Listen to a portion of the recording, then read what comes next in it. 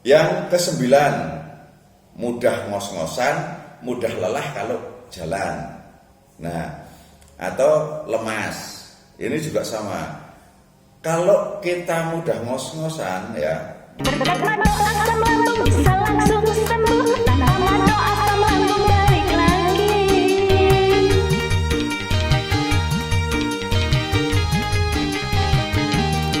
Hanya madu obatnya yang bisa bikin happy. Madu harapan yang sakit asam lambung. Tak usah ragu, minum madu.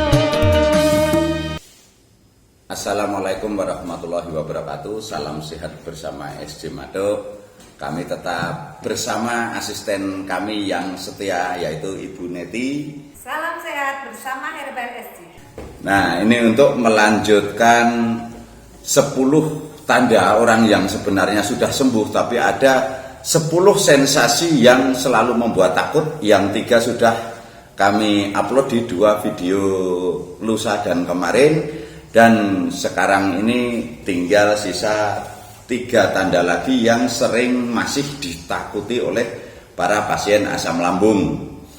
Nah, sebelum kami lanjutkan, biasanya banyak orang nanya lagi yang sudah lama nggak nonton kami atau nggak nyimak video kami karena sudah sembuh mungkin. Nah, itu biasanya akan tanya kenapa Pak SJ kurus. Nah, supaya Anda tahu semua kenapa alasannya Pak SJ kurus, tinggal simak video ini. Yang video ini ya, simak saja. Judulnya ternyata ini penyebab pakar asam lambung badannya kurus. Nah, itu supaya kami kalau jawab di komentar itu kadang nggak sempat. Tapi kalau umpama ingin tanya semua langsung dan konsultasi, silahkan langsung hubungi nomor yang ada di bawah ini. Ya, untuk konsultasi apa itu lebih baik langsung di WA, itu Anda bisa lebih leluasa daripada Anda harus menunggu yang komentar di YouTube. Oke ya. Nah, kemarin sudah sampai ke 7 tanda-tanda itu ya, 10 tanda yang membuat orang cemas, takut. Itu untuk mantan-mantan asam lambung atau orang-orang yang sebenarnya itu sudah sembuh tapi kecemasannya itu yang masih mengganjal. Nah, ini yang sekarang yang ke-8-nya ya, terusannya kemarin ini. Nanti saya rangkum aja jadi satu biar Anda bisa langsung 10-10-nya. Nah, yang ke-8 itu perut sering terasa ngeganjel atau mengganjal. Perut sering terasa mengganjal dan mual, kadang pagi, kadang siang atau kadang sore. Itu hanya mual. Nah, untuk perut yang mengganjal ya, perut mengganjal itu kalau Anda juga tidak merasakan sakit, tidak merasakan apa-apa, Anda tidak usah takut. Karena saat kita itu merasakan sesuatu atau dirasa-rasa, nah itu biasanya saat kita merasa-rasakan itu semua akan ada yang terasa. Walaupun itu orang sehat, kira-kira apa ya yang dirasakan, dibayangkan, apa yang kita rasakan. Dan akhirnya takut sendiri. Nah, itu kita nggak perlu merasa-rasakan itu. Nah, perut yang mengganjal, pertama, orang yang gemuk, biasanya waktu seperti saya waktu masih gemuk waktu itu rasanya perut itu sering mengganjal. Karena apa, saat kita duduk itu tertekan sama tulang dada, terus perutnya kan agak maju, rasanya mengganjal. Terus di samping juga gitu, kalau kita perutnya agak besar sering terasa nggak ganjel. Terus saat kita habis makan perut juga terasa nggak ganjel. Itu aman-aman saja, itu bukan penyakit. Saat kita tidak memperdulikan dengan rasa ganjel itu, lama-lama ya kita terbiasa dan hilang. Nah, itu seperti itu. Karena sudah terbiasa, jadi kita udah hafal ini bukan penyakit, ya udah nggak kita jadi pikiran. Saat kita sudah tidak pikiran, ya memang itu bukan penyakit. Terus untuk mual kalau pagi hari ini banyak orang yang sering tanya, itu dikiranya itu masih ada hubungan dengan asam lambung, tapi bukan asam lambung. Mual itu yang pagi hari ini tergantung sensitivitas. Anda sensitif, ya. Nah, betul. Sensitivitas. Jadi sensitivitas dalam rongga mulut ini setiap orang berbeda-beda. Karena Tuhan saat menciptakan manusia ini juga punya karakter yang berbeda-beda, mempunyai tubuh juga yang kekuatannya juga berbeda-beda. Bahkan ada yang kepalanya kalau dibunyi giniin itu bunyi terus, ada yang tangannya diginiin terus, ada orang itu yang memang sensitif dengan tekanan, juga saat ditekan-tekan sendawa terus ada. Itu nggak usah takut kalau kita nggak merasakan sakit. Jadi kalau kita mual kok ada sensitif di rongga mulut, itu biasanya tiap bangun tidur itu kita akan mual. Tapi sesaat atau sebentar, nanti udah agak siang atau kita udah minum air hangat, udah sarapan, biasanya itu juga akan hilang. Terus kadang siang-siang kita belum makan, tiba-tiba mual, tapi tidak muntah dan itu nggak sakit, ya nggak usah pikiran. Saat mual udah makan permen yang agak pedes saja, itu biasanya juga hilang. Kita nggak usah terlalu ketakutan.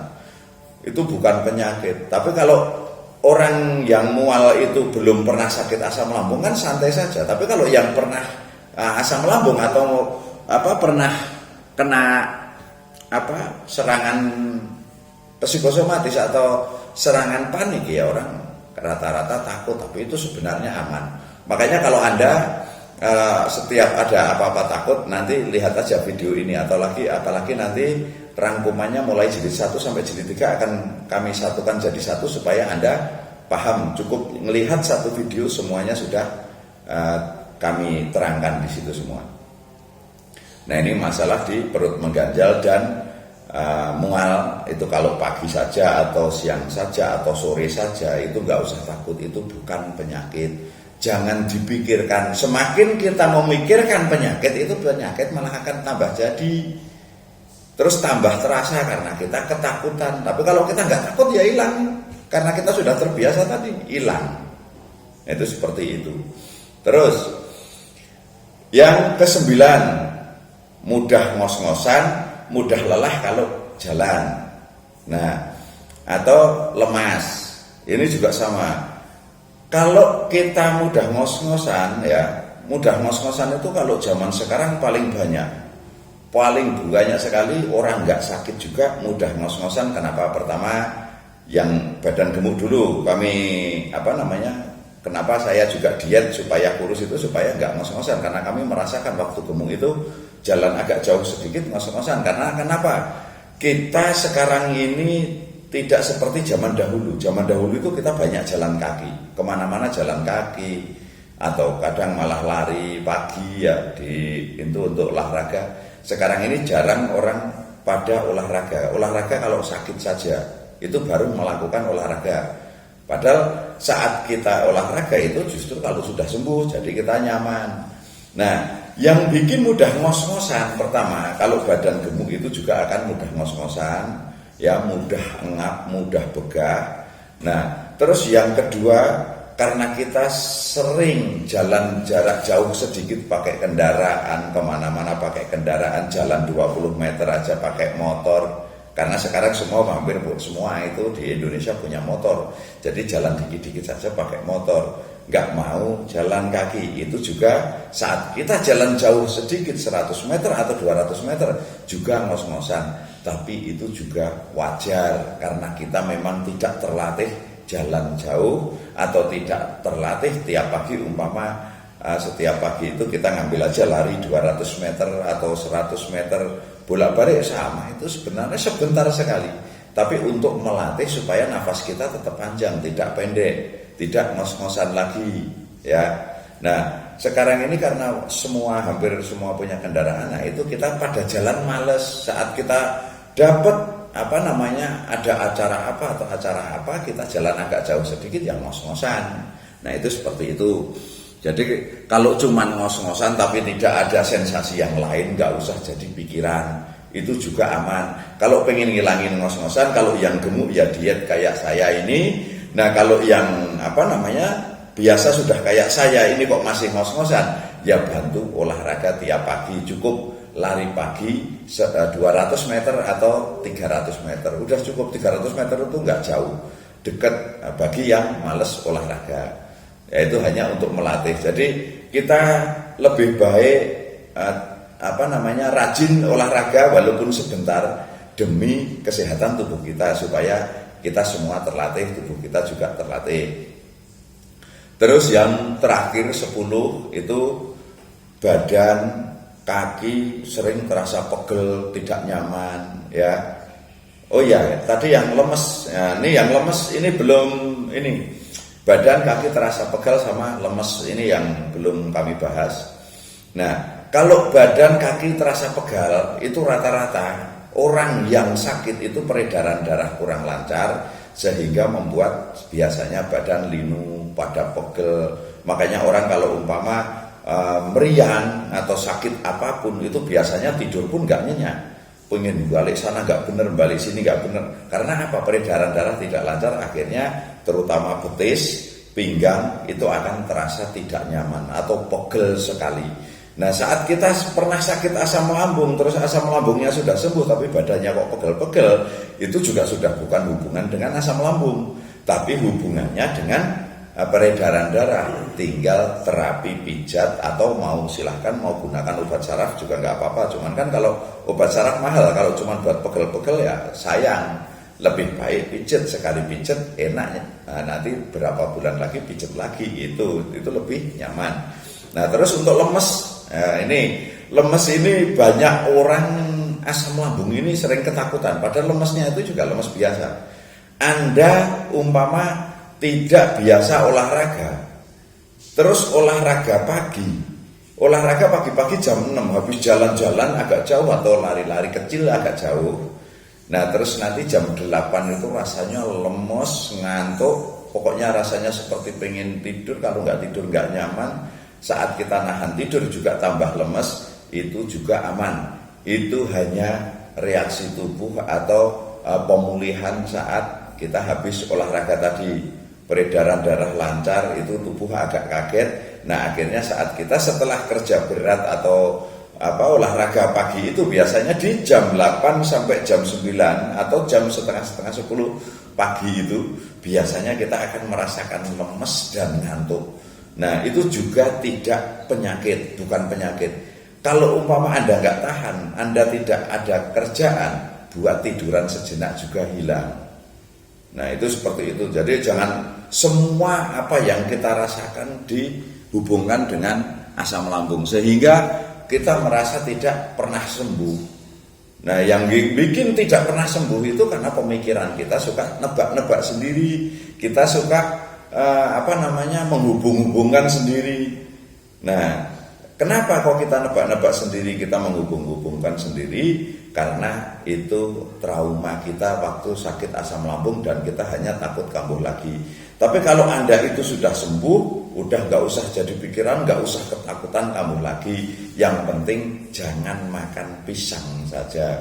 Kalau ingin makan pisang ya dimasak dulu, direbus dulu atau digoreng dulu, silahkan, itu aman. Tapi kalau umpama yang belum dimasak ya hati-hati saja supaya Anda tidak kambuh lagi. Tapi kalau tidak melanggar pantangan itu insya Allah Anda tidak akan kambuh lagi. Jadi jangan terlalu apa-apa dihubungkan. Jadi bagi orang-orang yang konsultasi dengan kami atau konsultasi dengan Ibu Neti ini kok belum terjawab. Nah, terus yang dirasakan itu kok Anda sudah sembuh, cuma sensasi-sensasi yang kadang datang. Nah, kalau yang kadang datang itu nggak perlu Anda panik, nggak perlu Anda cemas, kecuali Anda merasakannya itu semua ke-10 ini kok Anda merasakannya itu terus-terusan ya, terus-terusan dalam artian tidak ada hentinya. Dari pagi sampai malam, pagi lagi, malam lagi kok terasanya nggak hilang-hilang. Itu baru Anda konsultasikan. Tapi kalau rasanya cuma 10 menit hilang atau 5 menit hilang, 2 menit hilang, itu bukan penyakit. Itu cuma reaksi sesaat di tubuh.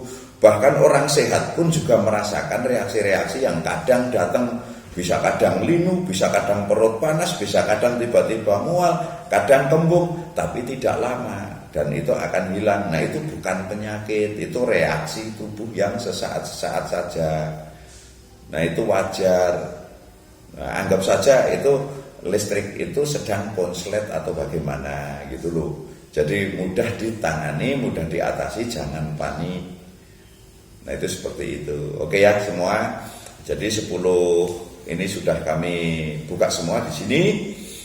Tinggal sekarang Anda fokus, kalau Anda umpama ingin konsultasi kok belum terjawab, tinggal simak video ini dan nanti rangkumannya 3 video ini akan kami jadikan satu dan kami upload. Tinggal Anda kalau umpama ketakutan, lihat itu saja, Anda sudah cukup. Jadi tidak perlu takut, nggak perlu konsultasi karena ini sudah wakil dari konsultasi Anda, kami jawab di sini semua. Di 3 video ini yang kemarin, lusa dan hari ini, supaya Anda paham semua.